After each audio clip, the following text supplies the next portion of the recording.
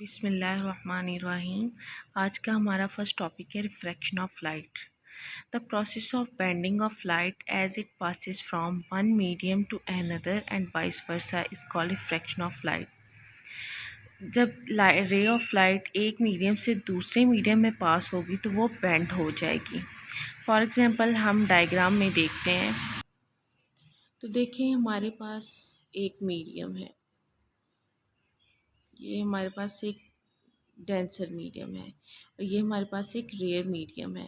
मतलब यहाँ पे एयर है और ये हमारे पास जो है वो ग्लास है।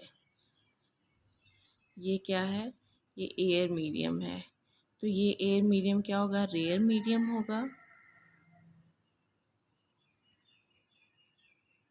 और ग्लास जो होगा, ग्लास की डेंसिटी ज़्यादा होती है, ये क्या होगा?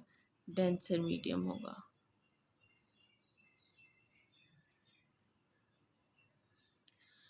अगर हमारे पास एक रे ऑफ लाइट जो है वो पास हो रही है, रे ऑफ लाइट पास होगी तो वो थोड़ी सी क्या हो जाएगी? बेंड हो जाएगी। ठीक है। क्यों बेंड होगी? कि जो एयर में जो स्पीड ऑफ लाइट होगी ना वो और होगी, और जब वो किसी मीडियम से पास होगी तो वो स्पीड ऑफ लाइट चेंज हो जाएगी, जिसकी वजह से वो बेंड हो जाएगी। फॉर एग्जांपल हमारे पास ये रे ऑफ लाइट है तो ये ग्लास में एंटर हो रही है, तो ग्लास में एंटर होके रेजिस्टेंस ज़्यादा होगी तो इसकी जो स्पीड होगी वो कम हो जाएगी और इस वजह से हमें ये बेंड नज़र आएगी। ठीक है। और यहाँ से फिर ये डेंसर मीडियम से फिर ये रेयर में एंटर हो जाएगी। फिर आते हैं हम अपने टॉपिक में। समझ आ गया क्या था? कि the process of bending of light as it process from one medium से, हमारे पास जो एयर है रेयर मीडियम से, वो डेंसर मीडियम में एंटर हो, उसको कहेंगे reflection of light. Reflection of light. तो ये जो हमारी इंसिडेंट रे है, जो रे एंटर हो रही है, उसको हम कहेंगे इंसिडेंट रे, और जो रिफ्लेक्ट हो गई है उसको हम कहेंगे रिफ्रैक्टेड रे, और जो वो रिफ्रैक्ट होकर दोबारा जब वो रेयर मीडियम में गई है तो उसको हम कहेंगे इमर्जेंट रे। ठीक है। अब आगे हम लॉज ऑफ रिफ्रैक्शन पढ़ेंगे। कहता है कि the incident ray, refracted ray and normal act at the point of incident all lie in the same plane. अब हमने देखना है कि नॉर्मल क्या है।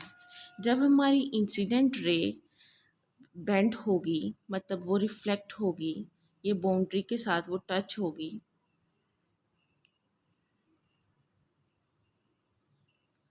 तो ये नॉर्मल का एंगल बनाएगी। ठीक है। इसका जो नॉर्मल का एंगल होगा वो ज़्यादा होगा। ठीक है।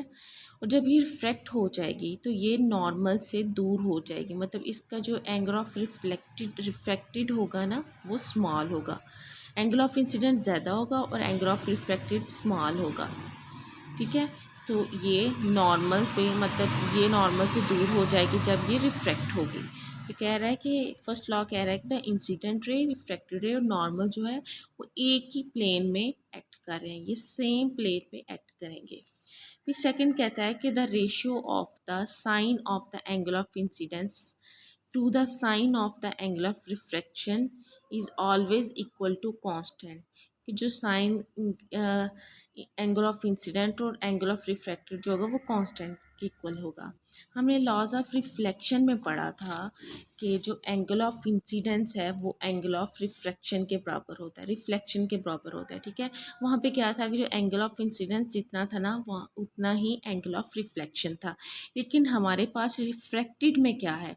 लॉज ऑफ रिफ्रैक्शन में क्या है कि जो हमारे पास इंसिडेंस एंगल है ना वो ज़्यादा है, लेकिन जब लाइट यहाँ से रिफ्रैक्ट होगी तो जो हमारे पास एंगल ऑफ रिफ्रैक्शन है वो स्मॉल होगा, ये इक्वल नहीं होंगे। इसलिए ये क्या है कि इनकी जो रेशियो है वो कांस्टेंट के बराबर होगी। अब the ratio is also known as the refractive index और refractive index of the second medium with respect to the first medium. तो ये एन कांस्टेंट के बराबर होगा। हम इसे स्नेल्स लॉ भी कहेंगे। ठीक है। अगर आपसे कोई कहता है कि डिफाइन स्नेल्स लॉ या एक्सप्लेन, तो आप रिफ्रैक्टिव इंडेक्स को एक्सप्लेन करेंगे। स्पीड ऑफ लाइट मीडियम में क्या होती है? स्पीड ऑफ लाइट जो एयर में होती है वो 3.0 मल्टीप्लाई 10⁻8 मीटर पर सेकेंड होती है। Speed of light in water क्या होती है? 2.3 मल्टीप्लाई 10⁻8 मीटर पर सेकेंड होती है। और स्पीड ऑफ लाइट ग्लास में कितनी होती है? 2.0 मल्टीप्लाई 10⁻8 मीटर पर सेकेंड। देखिए बेटे, मैंने आपको पहले भी समझाया था कि जो लाइट जो हमारी इंसिडेंट रे है, जब वो रिफ्रैक्ट होगी, बाउंड्री के साथ टच होगी, जब वो डेंसर मीडियम में एंटर होगी, तो जो उसका एंगल ऑफ रिफ्रैक्शन है वो स्मॉल हो जाएगा। एंगल ऑफ इंसिडेंस जब वो नॉर्मल के साथ बनाएगा तो वो ज़्यादा होगा। लेकिन यहाँ पे देखें, ये नॉर्मल है ये इधर, तो ये रिफ्रैक्ट हो रही है, तो एंगल ऑफ इंसिडेंस स्मॉल होगा। इसी तरह जब ये डेंसर मीडियम से फिर रे में जाएगी, जब ये इमर्ज होगी रे, तो ये फिर इसका जो ये नॉर्मल बन रहा है ना, और ये रिफ्रैक्ट हो रही है, तो ये दूर हो जाएगी रे, ठीक है। तो मतलब यहाँ जो स्पीड ऑफ लाइट एयर में थी ना, वो चेंज थी।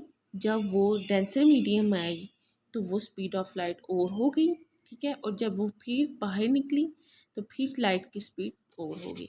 मतलब स्पीड ऑफ लाइट जो है वो मीडियम में चेंज होती है, एयर में और होती है, वाटर में और होती है, और ग्लास में और होती है। अब आगे देख लेते हैं रिफ्रैक्टिव इंडेक्स को। The refractive index n of a medium is the ratio of the speed of light c in air to the speed v of light in medium. Refractive index क्या है? मतलब रिफ्रैक्टिव इंडेक्स हमें change बताता है कि light में कितना change आया है। मतलब स्पीड ऑफ लाइट जो एयर में थी और speed of light in medium, उनमें चेंज बताता है रिफ्रैक्टिव इंडेक्स। तो n is equal to c over we.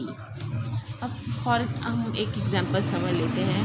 For example हमारे पास example, a ray of light enters from air into glass. कह रहा है एक रे ऑफ लाइट है जो एयर से ग्लास में एंटर हो रही है। The angle of incidence is 30 degree. Angle of incidence क्या है? 30 डिग्री है।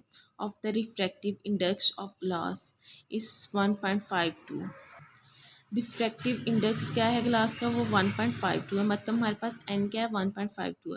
Then find the angle of refraction और एंगल ऑफ रिफ्रैक्शन फाइंड करना। मतलब हमारे पास इंसिडेंस एंगल दिया हुआ है 30 डिग्री, रिफ्रैक्टिव इंडेक्स दी हुई है 1.52, और एंगल ऑफ रिफ्रैक्शन जो है हमने वो फाइंड करना है।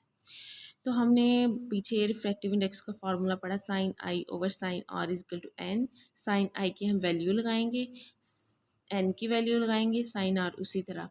अब हमने क्या निकाला है? Angle of refraction. इसको हम क्रॉस चेंज कर लेंगे। 30 degree over 1.52 is equal to sine r. तो ये 30 को 1.52 पे डिवाइड करेंगे तो वो 0.33 आ जाएगा is equal to sine r. तो आर निकालना है तो ये इधर साइन इस साइड पे आके साइन इनवर्स हो जाएगा, तो आर की ये हमारे पास एंगल ऑफ रिफ्लेक्शन आ गया। Thank you. अगर आपको वीडियो अच्छी लगी हो तो प्लीज़ लाइक एंड सब्सक्राइब कर दीजिएगा।